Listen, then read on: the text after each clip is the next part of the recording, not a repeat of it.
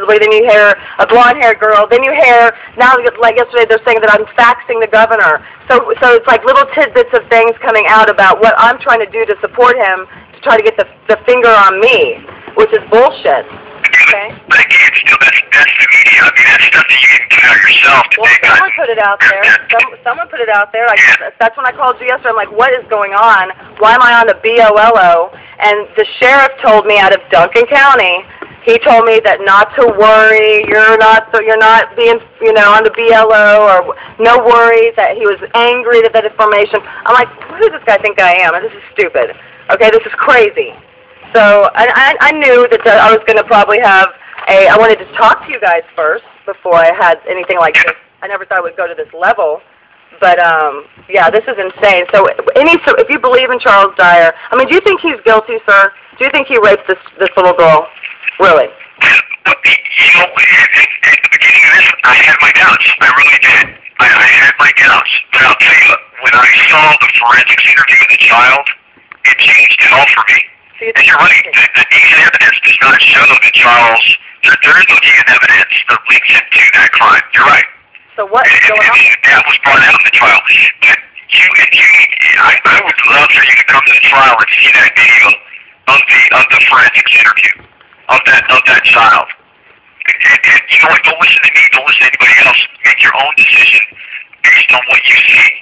Don't listen to me. Don't listen to Charles. Don't listen to anybody. You're a smart woman. You can look at that and make your own decision. I'm looking at the evidence, and I'm looking at the motives behind the wife, Valerie. And when you find out that she called and she lied to his commander or whatever when he was still in the military, she told them that he threatened and he assaulted him and her daughter both. He got thrown in the brig for 2 weeks.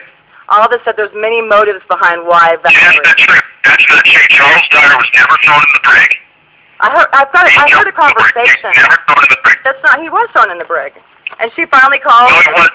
Yes, he was. I have talked to his company commander and his platoon commander. He was never thrown in the brig. Well, supposedly, Miss Dyer told me that Valerie and Charles talked on the phone recently, some time ago, because the DA got him to break, or someone got him to break some court order about not talking, and there was a conversation. That's not true. That's not true.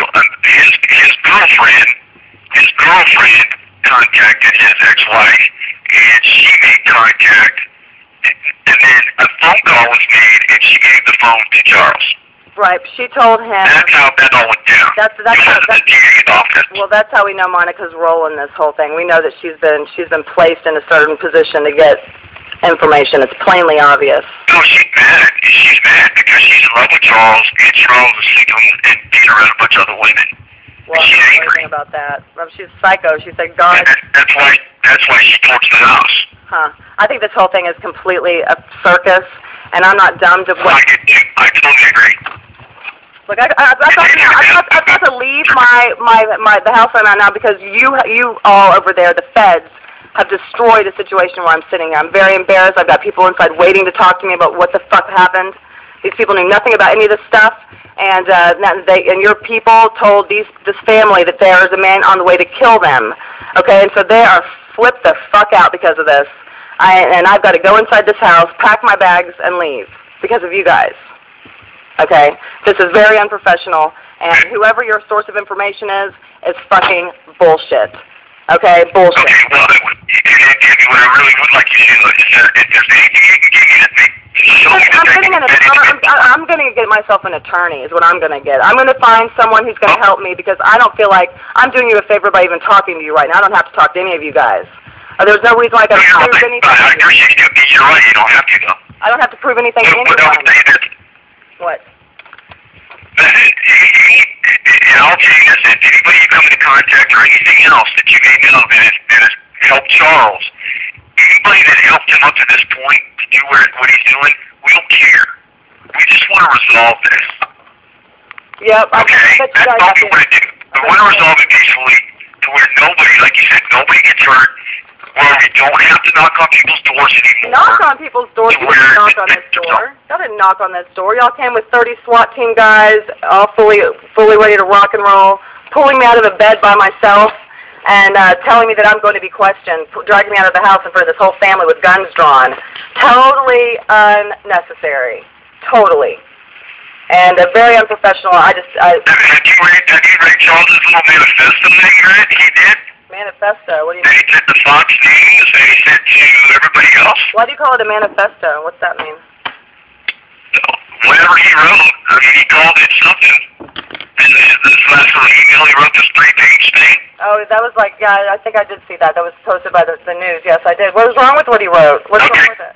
Where he talks about getting violent, he's been pushed to violence, he's been... Is that what it says? That's why. If you don't hear from me in 90 days, I'm going to be dead. Well, I don't know what's that all about? It's concerning to me, too, that he would say that. I don't know what that's all about. It's probably because y'all are pushing this... I agree. That is concerning, and that's why everybody's concerned. And we know that he has weapons with him.